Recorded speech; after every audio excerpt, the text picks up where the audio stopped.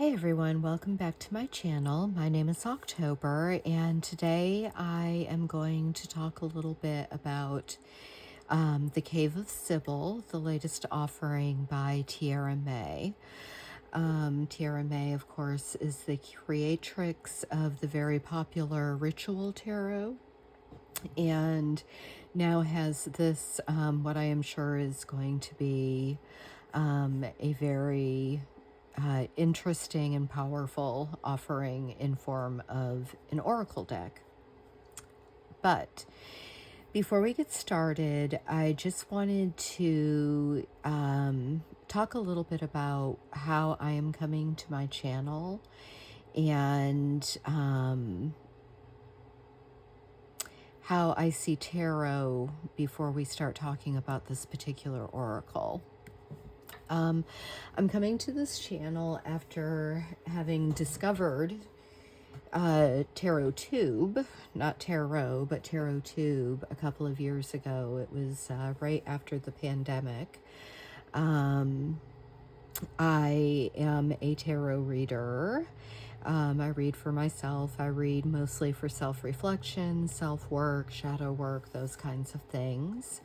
I am also halfway through my year in a day, as I've decided that I do want to embrace and own the title of witch. However, I am going through a self-initiation, and I'm halfway through that.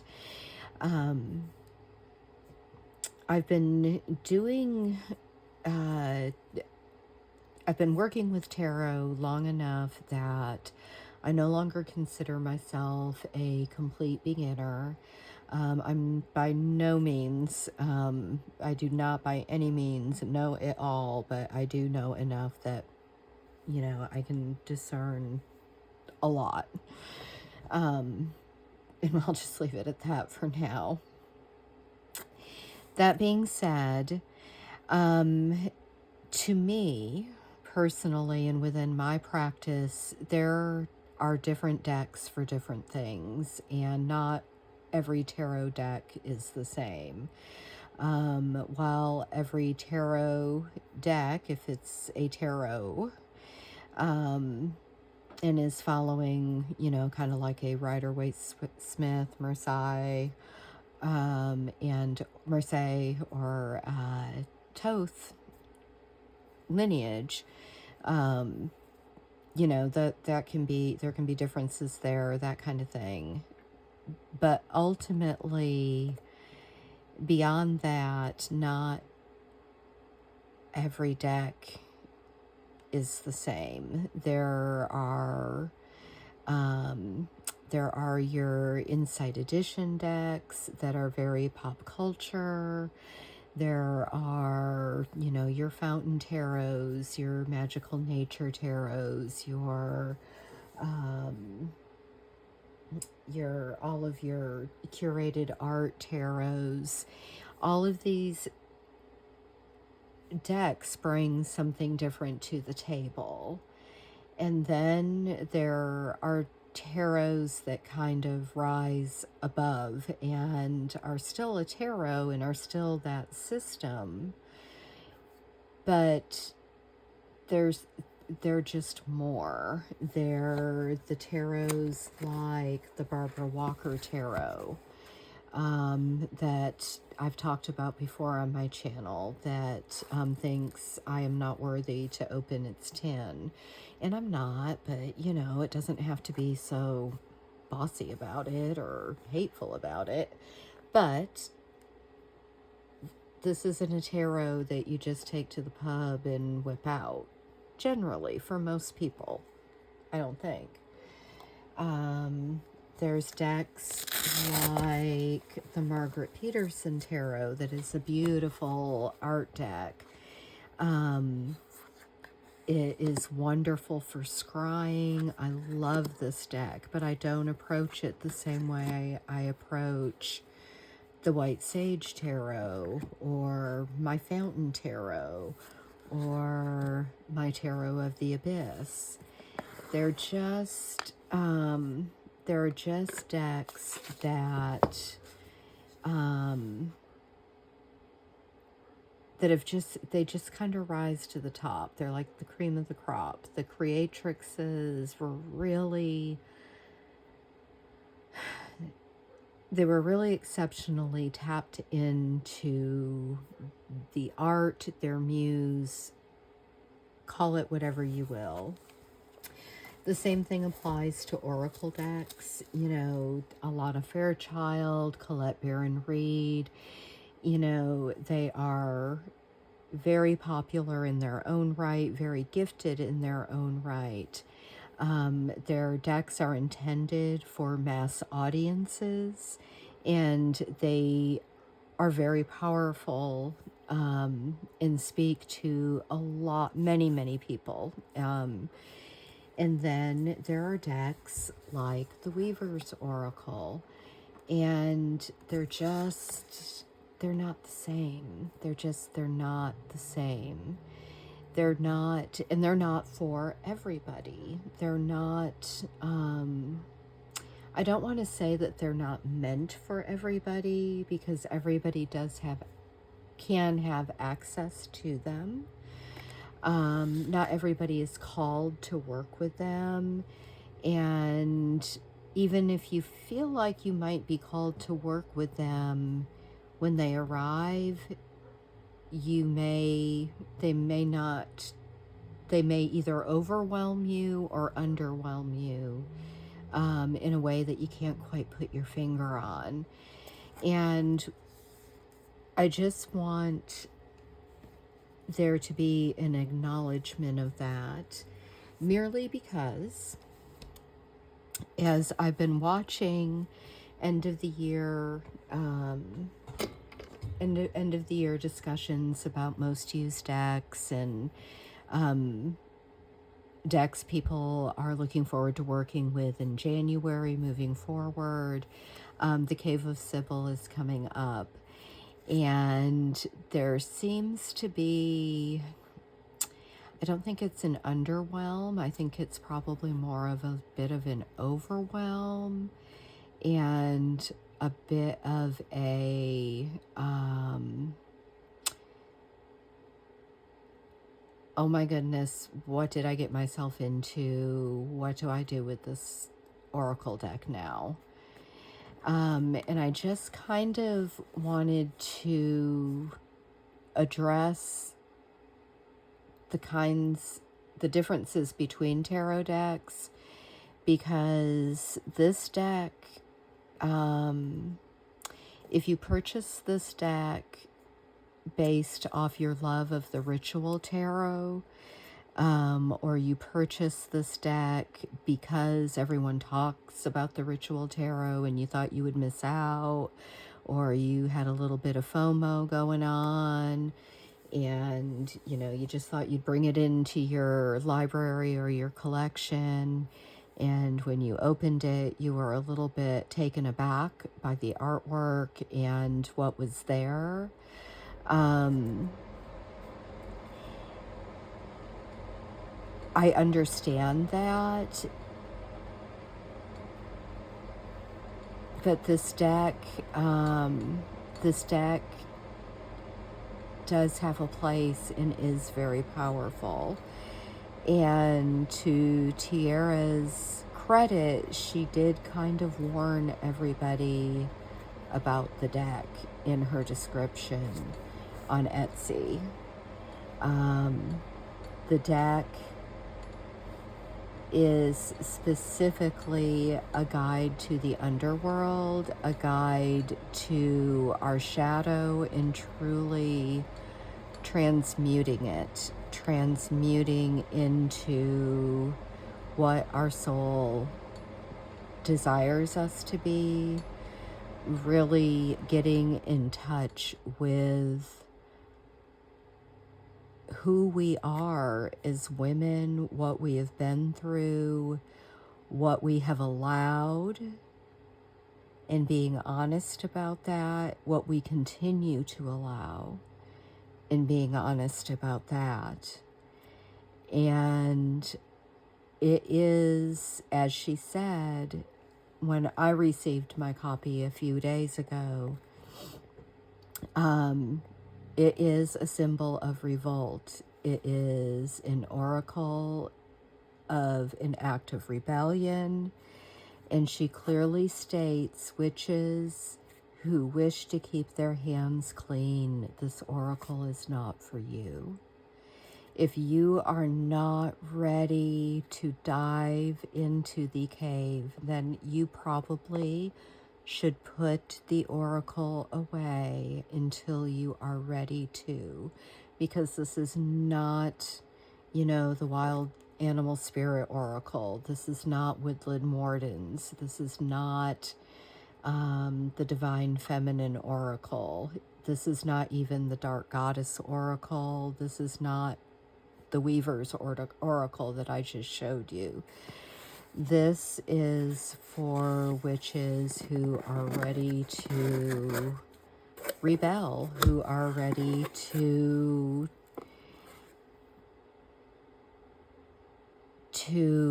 really do the work to transmute themselves, to transmute this earth. And it is a very powerful deck. It loves its box. It comes with a beautiful note from Tiera, and it comes in with her business card, of course, here. And it also comes in a hard tuck box, or not a tuck box, a hard two-piece box with black interior. I have cleansed and charged my copy, and it is in the box. There are pieces of incense from Sacred Mists. I get a lot of my incense from them on Etsy, and I took one of my witchcraft incense sticks, and crumbled it up and put it in the box. Normally, I like the smell of a new deck, but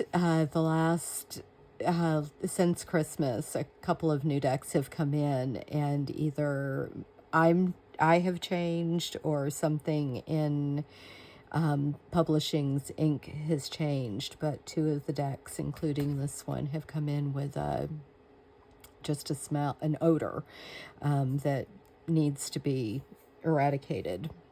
So I'm trying to keep it aired out, and adding the incense will hopefully absorb into the cards and give it a pleasant smell as well. So these are the cards. Now I am going to, as I talk about the deck a little bit more, actually show the deck, and I'm not going to show the artwork, I don't think. I am going to show the backs, and I'm going to kind of go through the names for you to read. And while I'm doing that, I'm going to talk a little bit about, I'm just going to list off some decks that I looked at with the oracle. And if you have them in your collection or are looking to add them, this is a deck that you could do that if you're looking to add. And if you already have them, I certainly would encourage you to pull them out to pair with the Cave of Sybil if you feel you need to.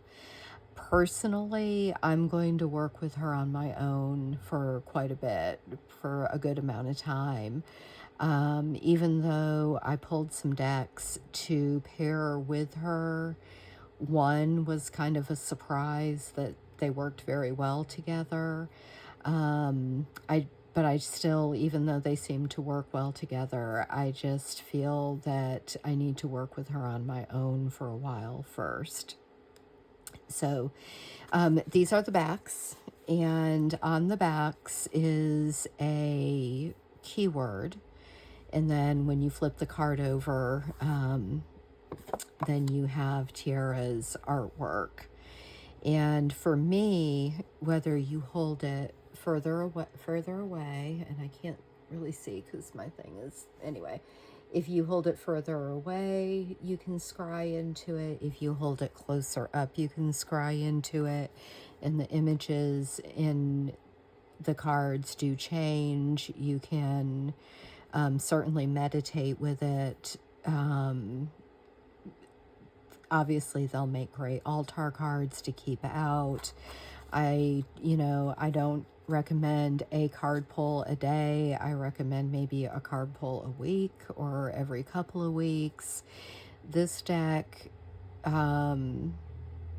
demands your attention and your respect. It's not a play with me deck. It is a let's talk about your shit and let's work on it and let's deal with what's going on in this world. So deck number 1, or Omen, we've got Communion, Fortune, Unmade, Pestilence, Masked, Birth. Now, apparently when she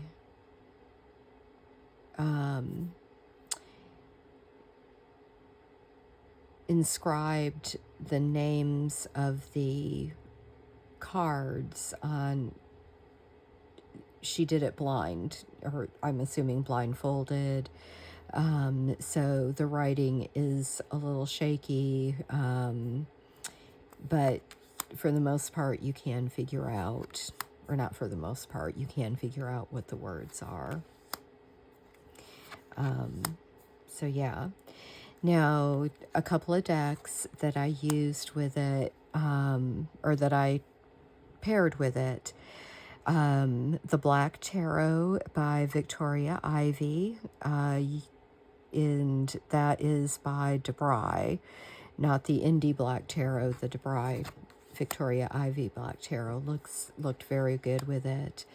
The Lost Hollow Tarot by Pixie Occult, completely different artwork, more modern, more edgy, but black, red, and white, and it paired surprisingly well with the artwork.